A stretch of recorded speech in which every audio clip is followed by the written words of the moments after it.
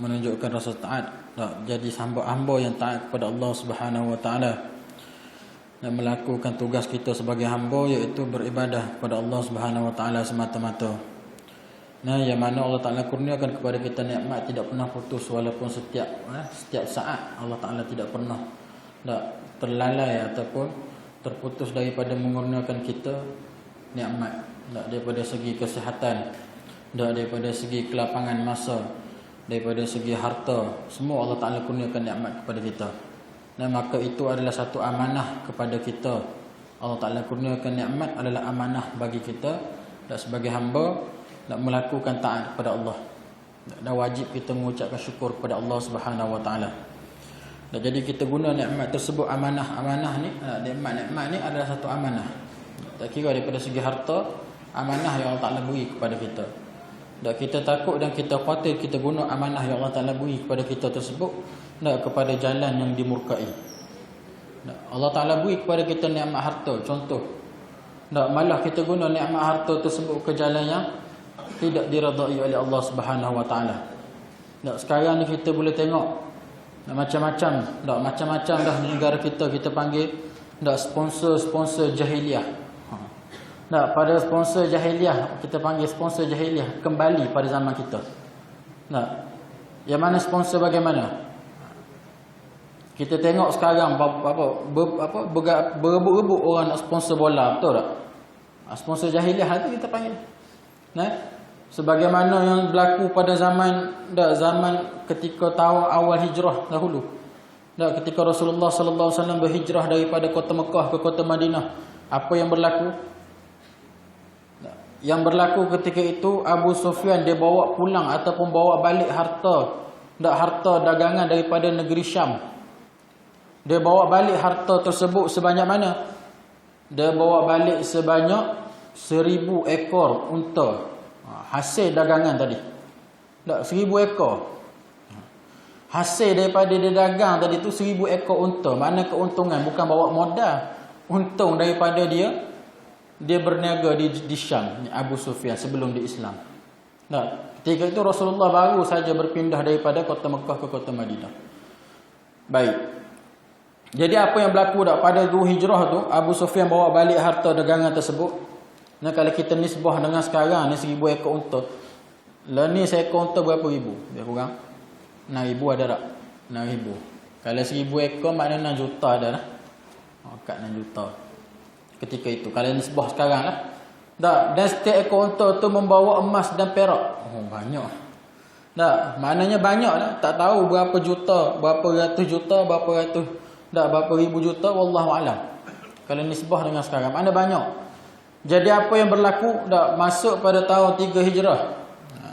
Yang nak berlaku perang Badar tu. Kerajaan ketika itu, kerajaan Mekah, orang kata apa, menteri dia punya menteri keuangan ni meluluskan sebahagian daripada harta dagangan tersebut, disalurkan kepada jalan beli senjata ataupun kelengkapan perang sebelum pergi berperang. Tu.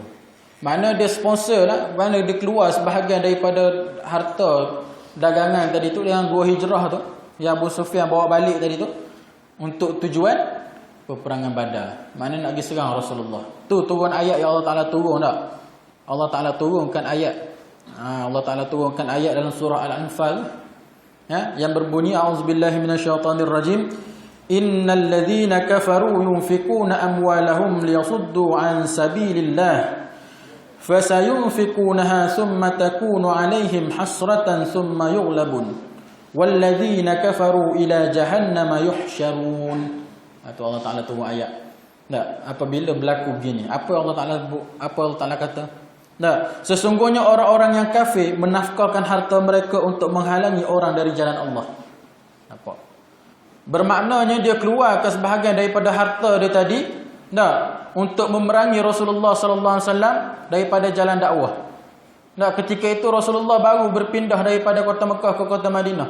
Jadi dia keluarkan sebahagian daripada harta itu, harta maknanya harta dagangan, atas tujuan untuk menghalang Rasulullah sallallahu alaihi wasallam berdakwah jalan Islam. Jadi kita kaitkan, kita kata tadi, tak, sponsor jahiliah tu makna bari pada zaman kita balik. Nah, apa yang berlaku? Dia sponsor kepada jalan-jalan yang mana melalaikan orang ingat kepada Allah Subhanahu Wa Taala. Tak ada beza.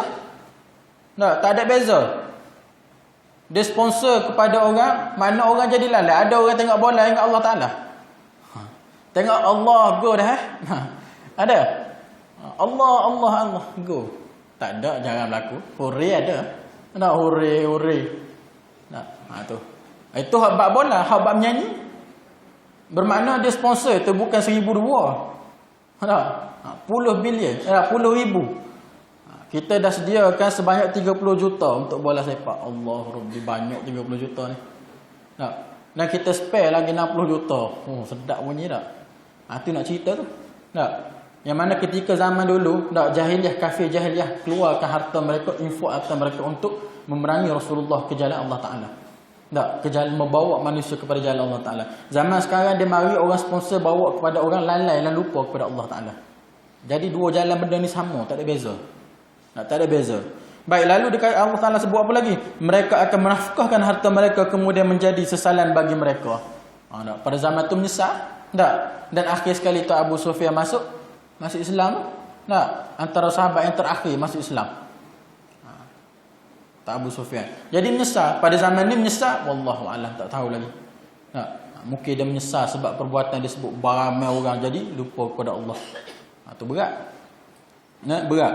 Dan mereka akan dikalahkan. Itu yang Allah Ta'ala kalahkan mereka dalam peperangan Badar tu. Yang 313 lawan dengan 1,000 tentera daripada kafir Quraisy. Allah Ta'ala kalahkan mereka orang kafir tadi dalam peperangan Badar. Berapa banyak kerugian mereka tanggung.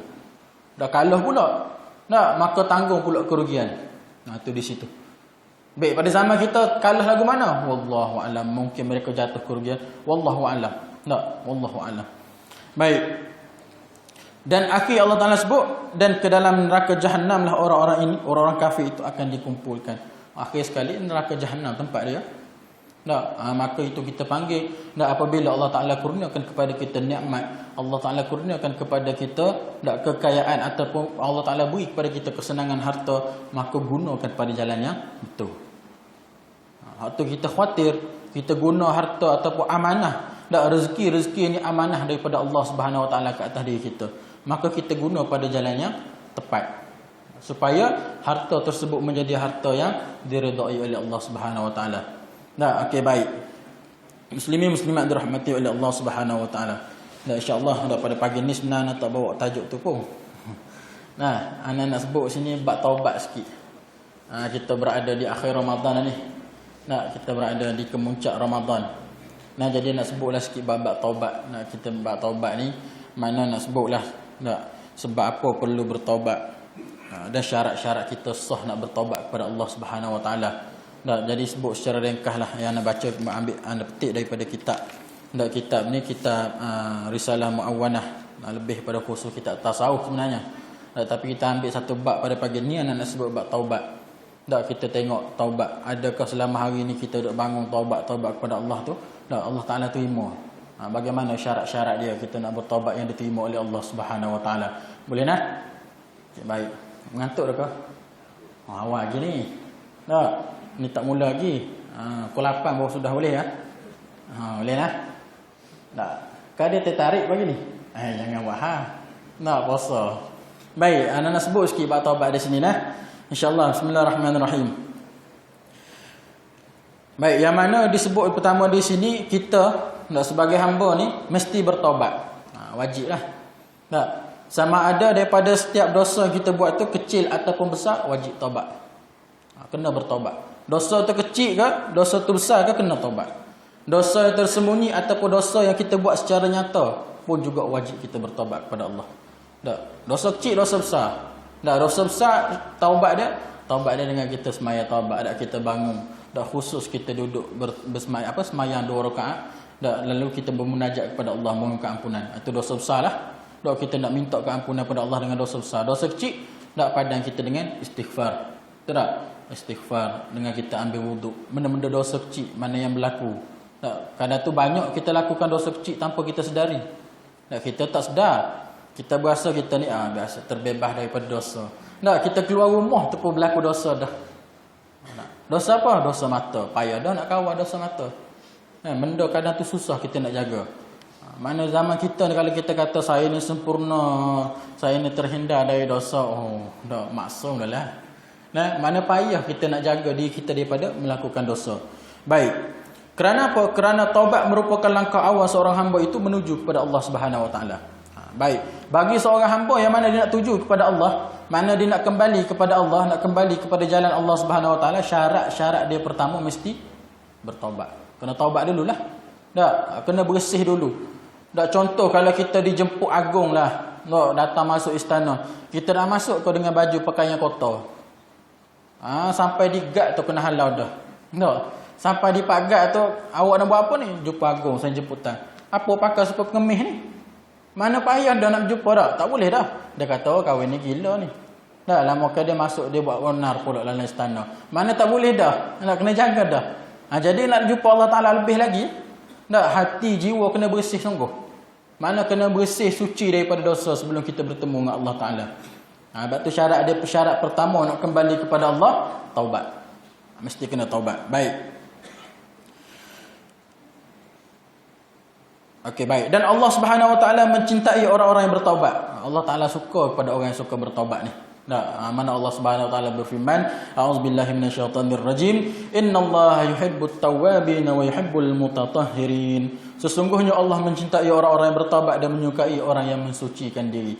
Tu orang kata apa? Dalil ataupun bukti yang mana Allah Ta'ala suka kepada hamba yang suka bertaubat ni. Allah Ta'ala sendiri sebut dalam Quran ni, mana Allah Ta'ala suka kepada hamba-hamba dia yang suka bertaubat, mana mensucikan diri daripada dosa.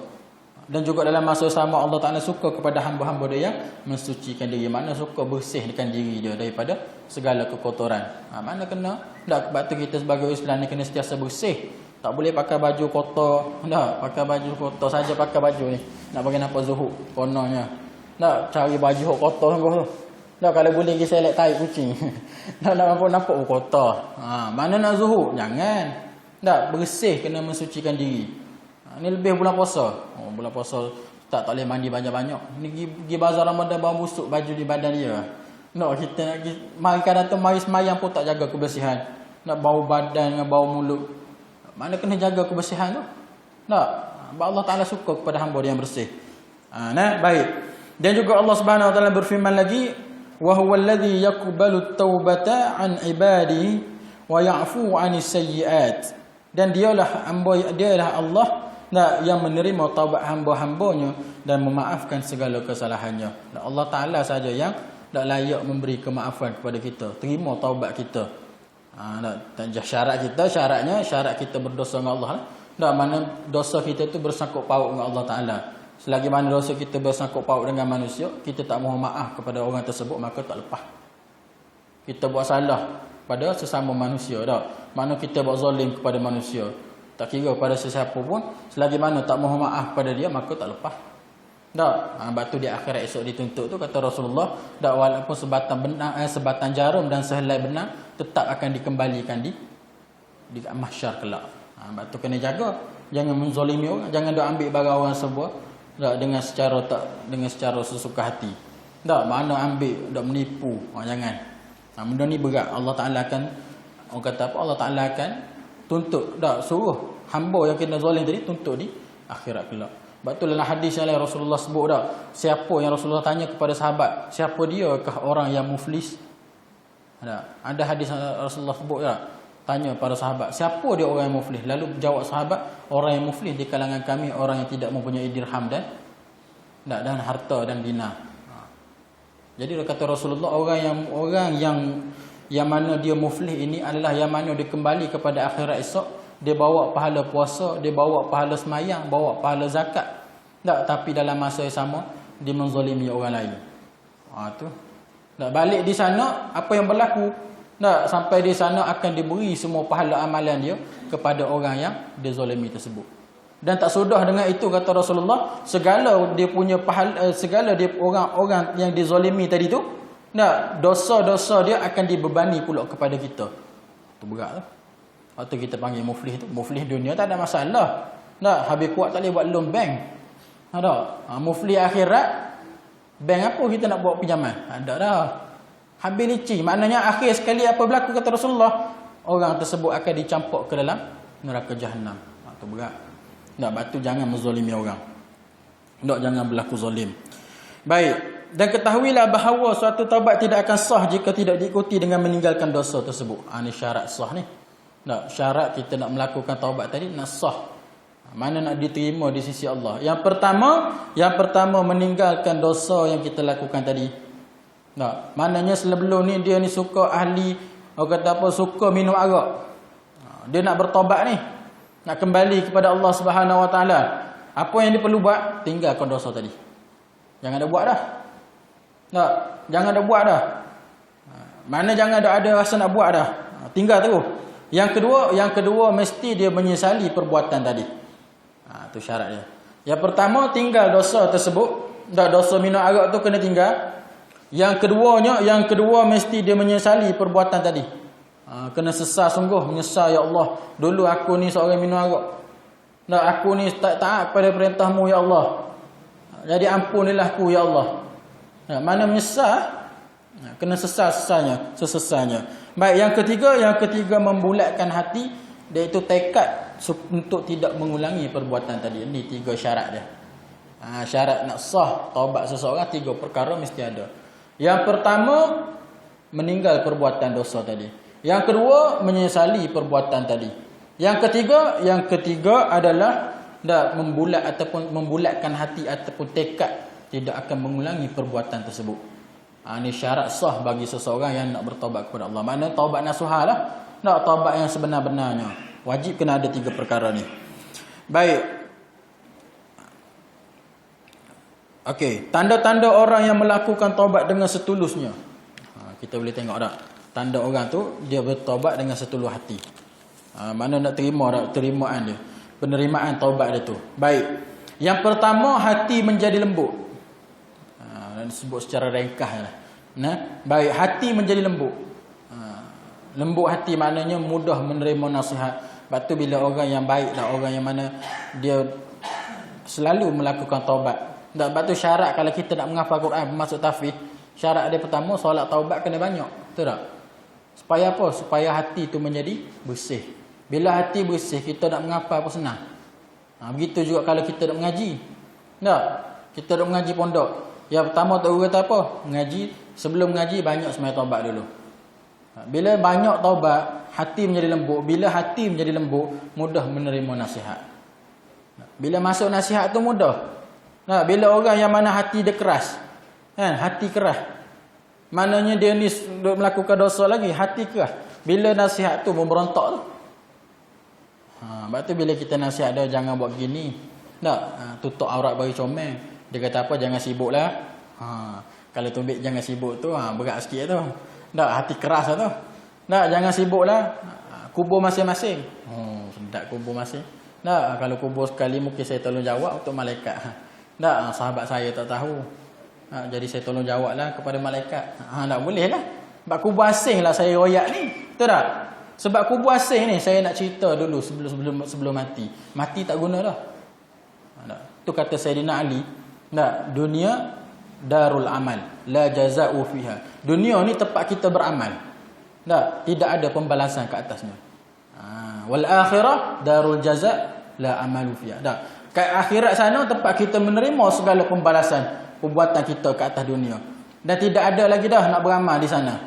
Siapa dia balik ke akhirat esok boleh semayang lagi? Tak ada dah. Tempat nak terima pembalasan, nak hisap di akhirat lah. Dunia ni tempat kita nak sibukkan diri beramal, nak mohon keampunan kat dunia. Sebab tu bila kita sebut selagi mana Allah Ta'ala beri kepada kita peluang hidup, maka ada peluang di situ. Peluang apa? Memohon keampunan. Peluang lah tu. Sebab tu kena maafkan sungguh-sungguh. Imam Ghazali pun sebut dalam kitab dia, buka kitab Ayyuhal Walad, di awal-awal kitab dia sebut apa? Waktu itu ialah kehidupan. Waktu tu sendiri, kehidupan tu waktu dia. Mana waktu apa? Waktu nak beramal, waktu nak mohon keampunan, waktu nak melakukan segala ibadah. Waktu ni waktu. Mana kehidupan ni? Mati tak ada dah. Yang tinggal hanyalah 3 perkara tu lah yang Nabi sebut.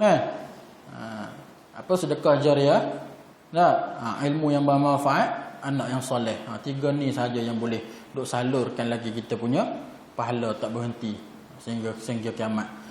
Baik. Jadi yang pertama, hati menjadi lembut. Yang kedua, banyak menangis. Bila kita sebut bab azab kepada dia, sebut bab dosa kepada dia, menangis. Menangis tanda apa? Tanda takut. Tu hati menjadi lembut, banyak menangis. Dan juga selalu mantap dalam berpegang teguh pada agama. Bila dah kemah ni, bila dah bertaubat, pegangan agama jadi kemah lah. Bila sebut bab dosa, saya tak nak buat dah. Mana tak ada rasa nak ulangi dah. Pegang teguh dah pada agama, pegang syariat sungguh-sungguh. Tu cara tanda-tanda dia. Dan lagi meninggalkan teman-teman yang jahat.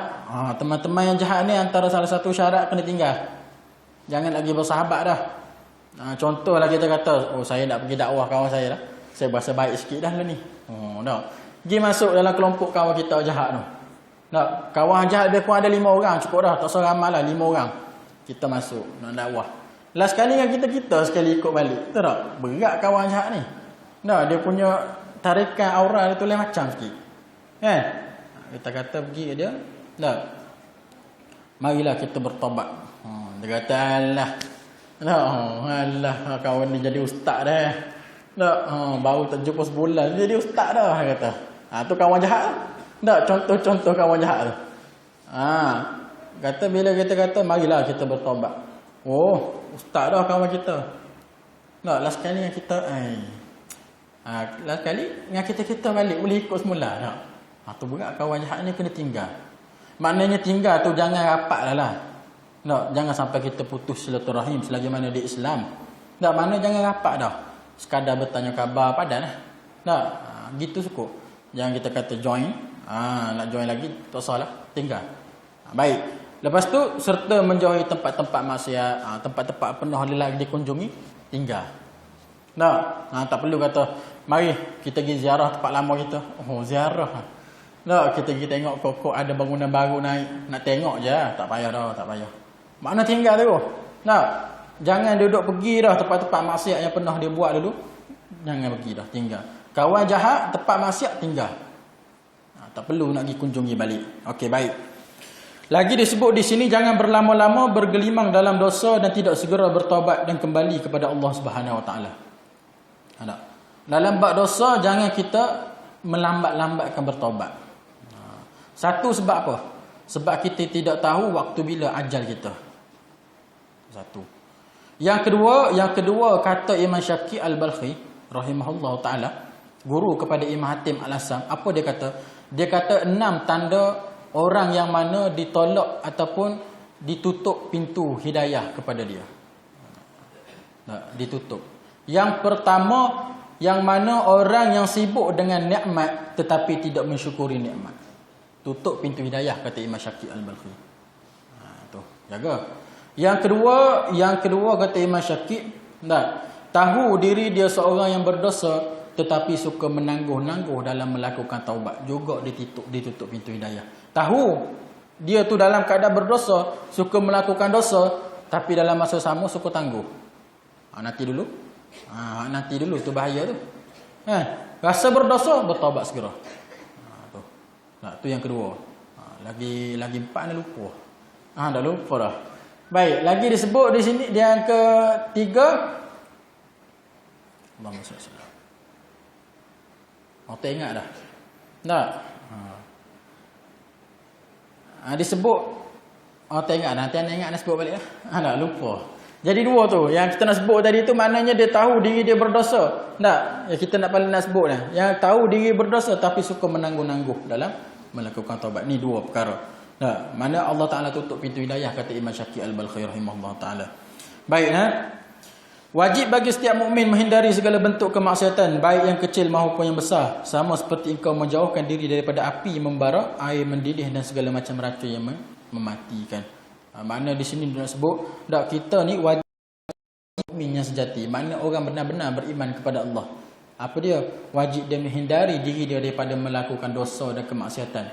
Ibarat dia jauhkan diri daripada api yang panah. Api yang panah kita tak boleh dekat dah. Begitu juga dengan dosa. Racun bahaya, nak dekat takut mati. Kalau terminum, begitu juga dengan dosa. Apabila kita melakukan dosa, apa yang lebih berat?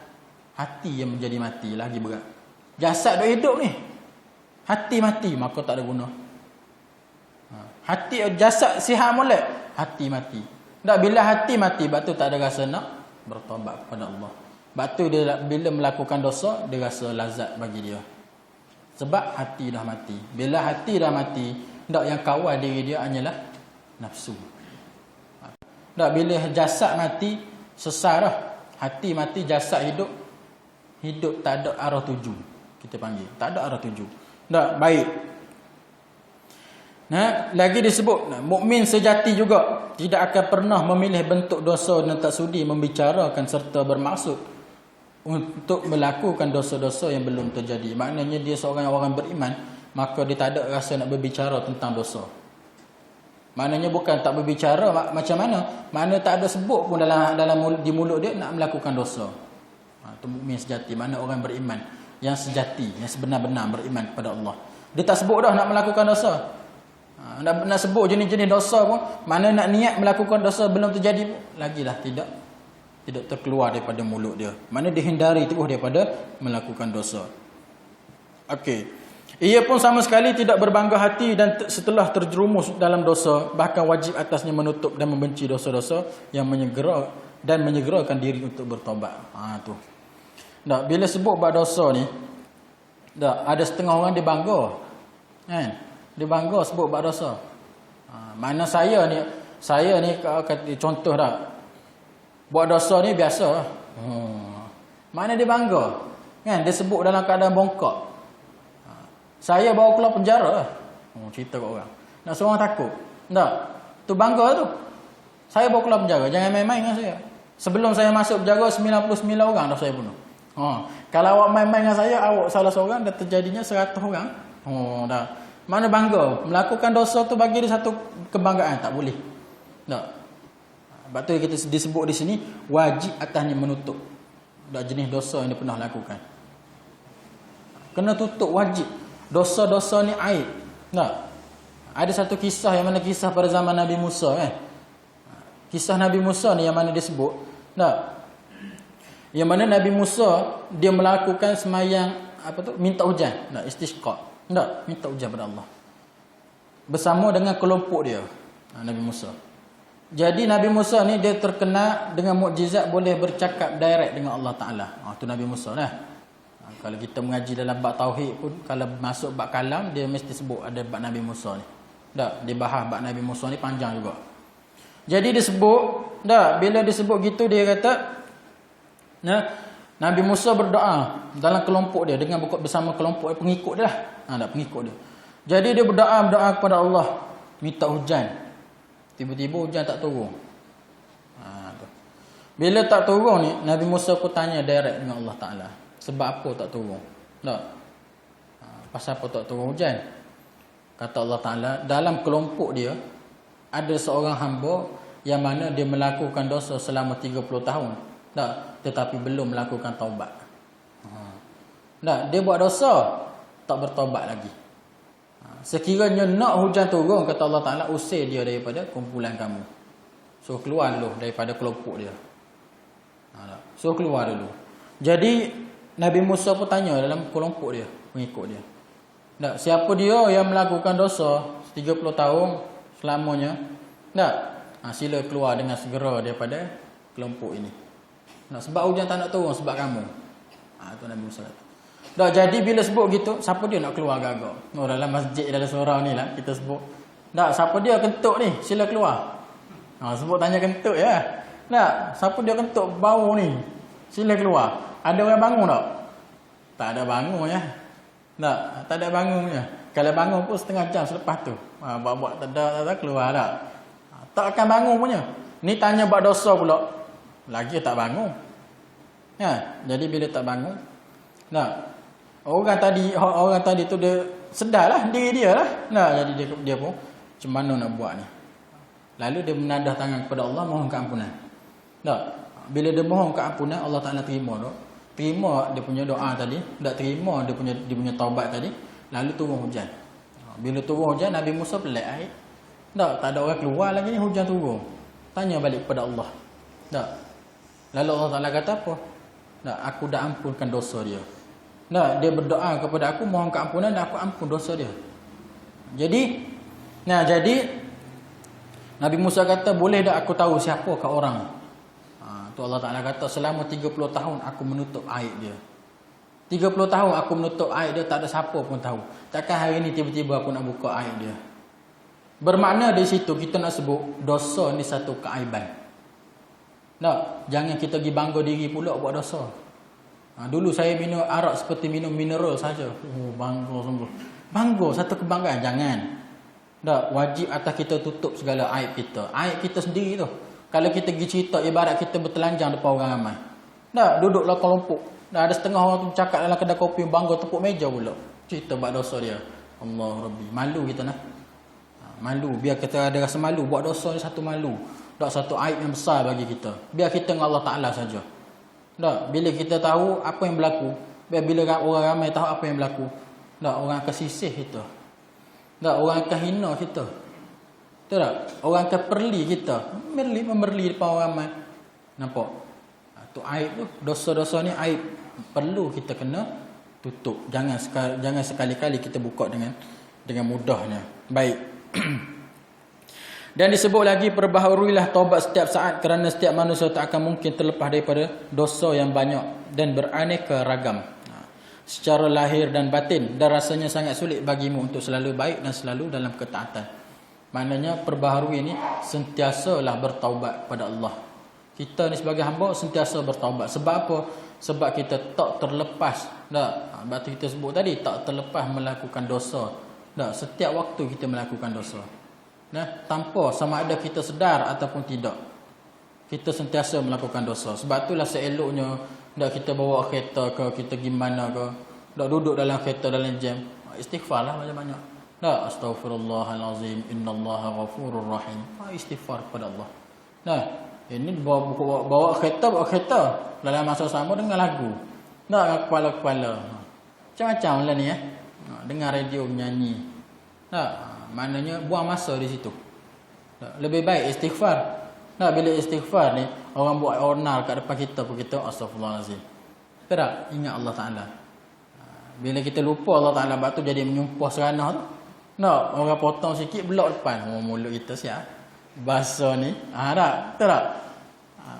Maknanya kita lupa Allah Ta'ala ketika tu. Bila kita istighfar, insya-Allah sentiasa ingat kepada Allah.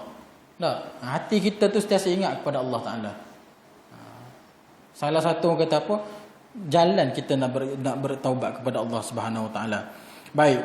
Dan disebut sebab apa? Sebab kita ni selalu terlalu sulit ataupun terlalu susah bagi kita ni nak selalu taat kepada Allah. Maknanya kita ni sentiasa melakukan dosa. Nak taat sepenuhnya, kita bukan maksum seperti Rasul. Tak, kita tak maksum.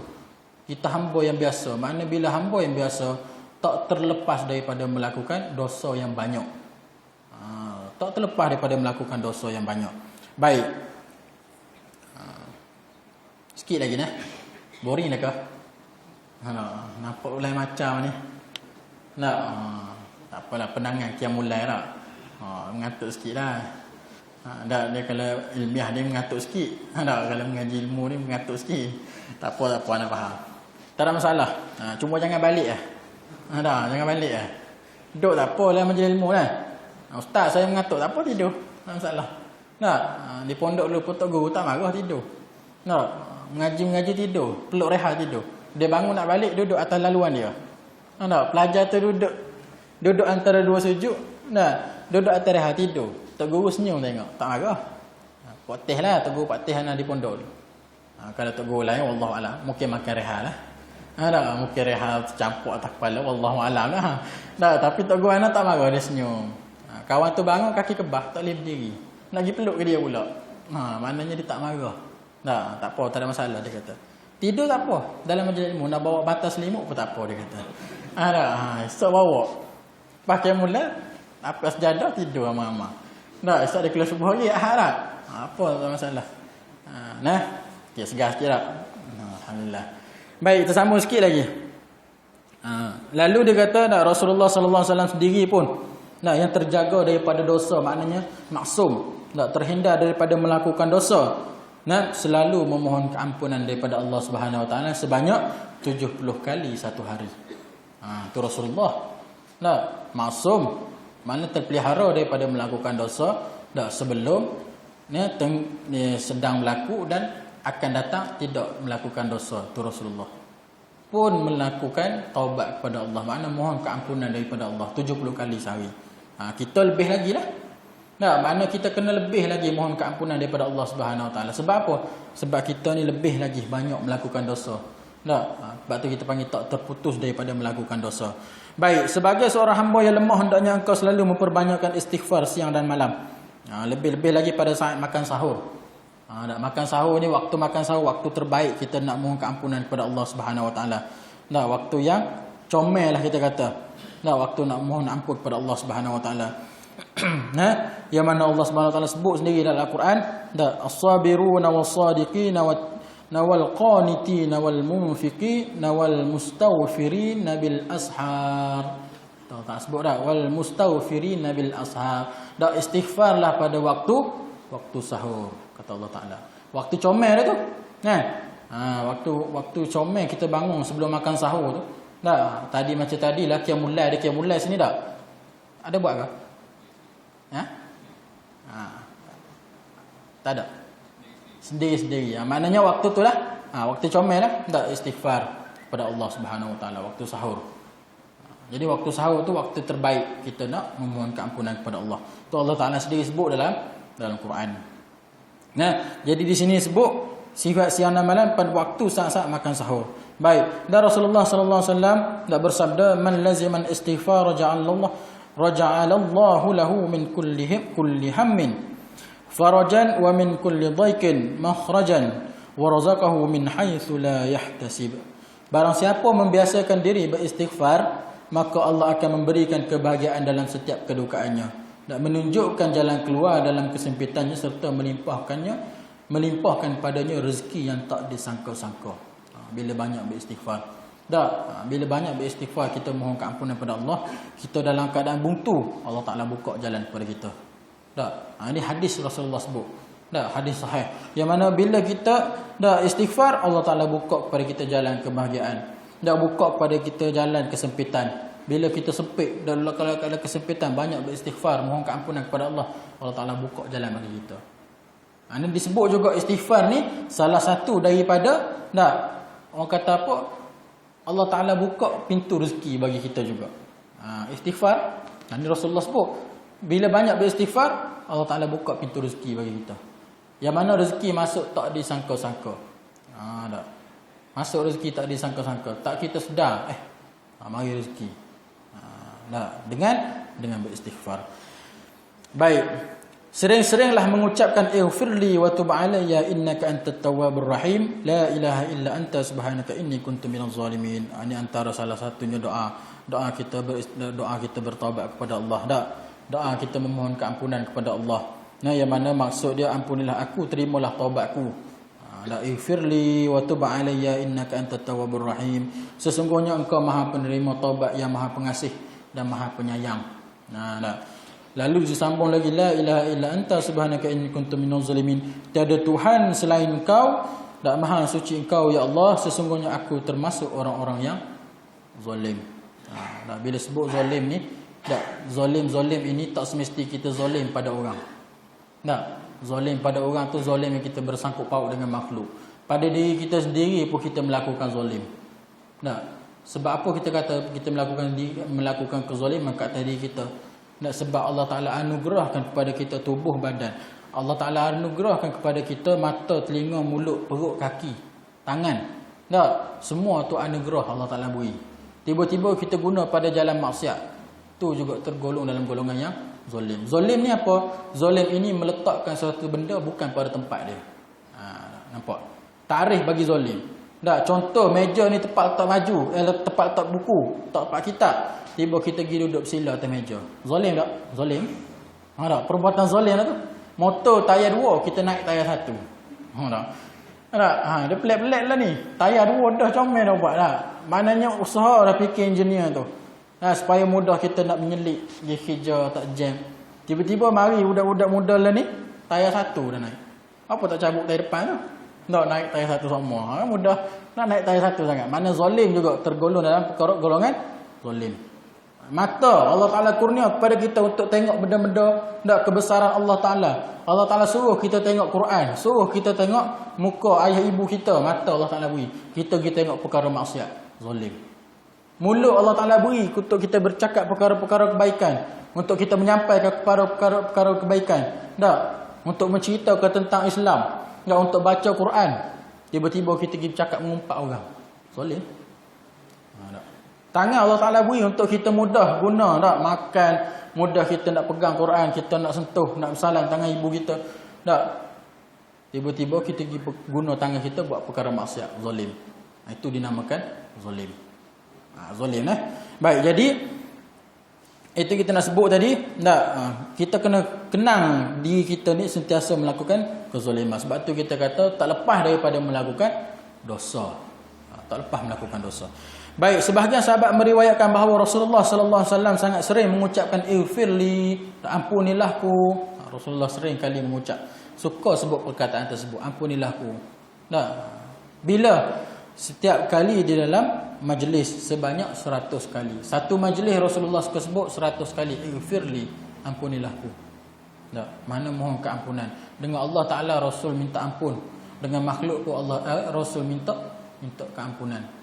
Tak takut dikhawatiri menyakiti ataupun menyinggung perasaan manusia. Tak juga tergolong dalam golongan yang melakukan dosa. Itu kita panggil dosa kita tak sedar. Kita bercakap, nah, dalam masa sama orang terasa, kita tak tahu. Sebab tu kena sering kali mengucapkan ampunilah aku, mohon maaf kepada tuan-tuan. Begitulah contoh dah. Dalam setiap majlis Rasulullah selalu memohon ampunan sebanyak 100 kali kata para sahabat. Baik. Hendaklah engkau selalu menggunakan zikir Nabi Yunus. Tadi yang di atas tu kan, la ilaha illa anta subhanaka inni kuntu minaz zalimin. Tak? Selalu kalau kita dalam sembahyang taubat pun, kita baca di sujud yang terakhir tu sebanyak 40 kali. Betul tak? Nak baca lebih tu terpulang lah. Maknanya salah satu kita guna doa tersebut, doa Nabi Yunus di dalam solat taubat kita. La ilaha illa anta subhanaka inni kuntu minaz zalimin. Tak? Di sujud terakhir tu. Ni doa Nabi Yunus apabila Nabi Yunus ditelan oleh ikan tak? Kena telan dengan ikan Nuh. Nabi Yunus pun doa kepada Allah, dan mohon keampunan kepada Allah. Tu Allah Ta'ala beri keampunan. Dah bukan berdosa, Nabi tak berdosa. Dah. Mana Allah Ta'ala nak tunjuk dah kebesaran Allah Ta'ala tu. Nah, jadi Nabi ni, Nabi para Rasul ni tak berdosa. Jangan kata Nabi Yunus buat dosa pula. Tak boleh.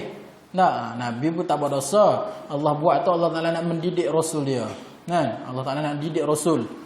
Nabi Adam bukan berdosa. Tak boleh kata Nabi Adam berdosa. Tak, kita tak boleh kata Nabi berdosa sebab Allah Ta'ala kata dah Nabi ni maksum. Tak terhindar daripada melakukan dosa. Sebab tu kena jaga mulut kita. Tengok Nabi Adam pun buat dosa. Oh, tak kita. Tak, hukum Nabi kata berdosa tak boleh. Jaga mulut kita. Nah, kena jaga. Jadi gitu. Berdoalah, gunalah doa sebagaimana zikir Nabi Yunus tadi, la ilaha illa anta subhanaka inni kuntu minaz zalimin. Tiada Tuhan selain Engkau, maha suci Engkau ya Allah, sesungguhnya aku termasuk orang-orang yang zalim. Baik, diriwayatkan pula bahawa zikir tersebut termasuk dalam Ismullahil Azam, iaitu nama-nama Allah yang agung. Doa tadi, la ilaha illa anta subhanaka inni kuntu minaz zalimin tadi. Kerana itu siapa yang membacanya secara rutin, maka Allah Subhanahu Wa Taala akan menghilangkan segala kesusahan dan kepedihannya dan menggantikan dengan kebahagiaan yang diidam-idamkan. Jadi Allah Taala akan beri keampunan, keampunan kepada kita insya-Allah. Sekiranya kita berzikir ataupun amalkan zikir la ilaha illa anta subhanaka inni kuntu minaz zalimin. Dalam keadaan kedukaan ataupun dalam kesenangan, sentiasa berzikir kepada Allah dengan zikir ni, insya-Allah Allah Taala beri kepada kita ketenangan. Allah Taala buka kepada kita jalan kesenangan. Daripada Allah Ta'ala akan hilangkan daripada kita segala kesusahan dan kepedihan insya-Allah. Baik, dan firman Allah Subhanahu Wa Ta'ala, fastajabna lahu wa najjaynahu minal gham wa kadzalika nunjil mu'minin. Maka kami telah memperkenankan doanya dan menyelamatkannya daripada kedukaan, dan demikianlah kami selamatkan orang-orang yang beriman kepada Allah. Tu Allah Ta'ala sebut, apabila kita mohon keampunan, Allah Ta'ala akan perkenankan doa kita. Allah Ta'ala sebut pula dalam ayat lain, wa qala rabbukum ud'uni astajib lakum. Doalah, mintalah keampunan, mintalah kepada Allah Taala, nescaya Allah Taala akan kabulkan. Jadi kita sebagai hamba, kita tak boleh bersangka aku taubat ni Allah Taala terima, tak perlu. Itu bukan tugas kita. Tugas kita mohon sahaja keampunan kepada Allah. Tak, tapi dengan syarat lah, tadi kita dah baca syarat dia, mesti ada syarat. Kan orang nak lulus taubat dia, 3 syarat tadi mesti kena ada bersama. Tak boleh lah taubat tapi dalam masa sama hati pandai kita buat lagi. Tak boleh, tak lulus lah. Kan? Tak lulus lah. Taubat tapi dalam hati tak ada sebulat suara mana nak tinggal perbuatan tadi, maka tak lulus, tak sah taubat. Maknanya dia mesti 3 perkara tu mesti sekali. Tak, sekali jalan dengan melakukan taubat tadi. Tak, maknanya tinggal dosa, tidak mengulangi, dan menyesali dan tidak mengulangi perbuatan. 3 perkara ni mesti ada bagi setiap seorang hamba yang nak kembali kepada Allah Subhanahu Wa Taala. Jadi saya rasa cukup sekadar itu untuk pagi ni. Selesai dah. Nah, insya-Allah sekiranya ada rezeki ataupun dipertemukan lagi, dia masuk pula pada bab taubat lagi, tak habis lagi. Nah, sebab tu kalau nak baca pagi ni tak habis pukul 10 pagi. Boleh kah? Tak boleh start bar tu. Ada kerja lain pula saya. Pandang dah tu. Jadi kalau insya-Allah ada rezeki dipertemukan lagi, masuk dalam bab harap dan cemas.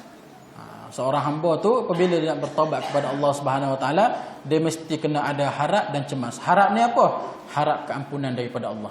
Cemas ni apa? Cemas dengan azab daripada Allah Subhanahu Wa Taala. 2 perkara ni mesti kena ada bagi seorang yang hendak bertaubat kepada Allah Subhanahu Wa Taala. Jadi ana rasa cukup sekadar untuk pagi ni.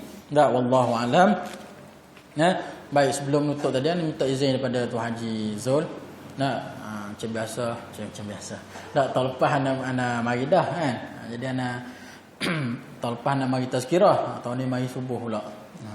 Jadi ana belakang ada buka tabung, buka sejadah untuk tabung pengajian. InsyaAllah lepas pada raya ni ana balik semula ke Mesir lah. Tahun lepas nak pergi dah. Tahun ni nak pergi pula. InsyaAllah kepada tuan-tuan yang mana nak menyumbang boleh letak di belakang lah. Jadi ana ucapkan jutaan terima kasih kepada tuan-tuan. InsyaAllah mudah-mudahan sumbangan tuan-tuan menjadi infak dan pahala tersimpan di sisi Allah Subhanahu Wa Taala dan menjadi saham dan kembali kepada akhirat esok. Ana ucapkan terima kasih kepada tuan-tuan sekalian. Aku qauli hadza astaghfirullahalazim li wa lakum. Assalamualaikum warahmatullahi wabarakatuh. Takbir.